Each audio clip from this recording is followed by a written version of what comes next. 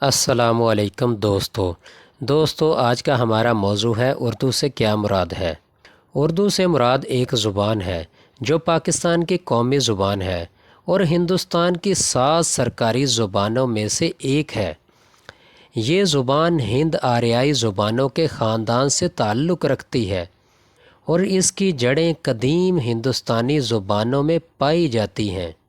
اردو کو مختلف ناموں سے جانا جاتا ہے، جیسے ہندی، ہندوستانی، ریختہ، دکنی، گجراتی۔ اسے لشکر کی زبان بھی کہا جاتا ہے کیونکہ یہ زبان شاہی لشکر میں استعمال ہوتی تھی۔ اردو زبان کی تاریخ بہت دلچسپ ہے۔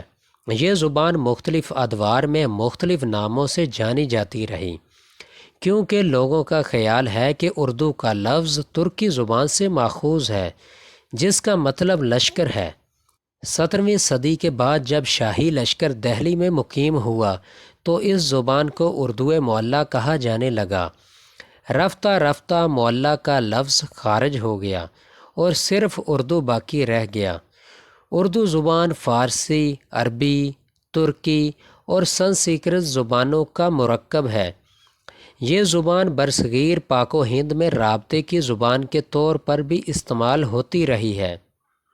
اردو زبان میں کئی ادبی اصناف ہیں جیسے غزل، نظم، قصیدہ، مرثیہ، مثنوی وغیرہ۔ یہ زبان ادب اور ثقافت میں ایک اہم مقام رکھتی ہے۔ تو آج کا ہمارا موضوع اپنے اختتام کو پہنچا۔ ملیں گے ایک نئی ویڈیو کے ساتھ۔ اللہ حافظ۔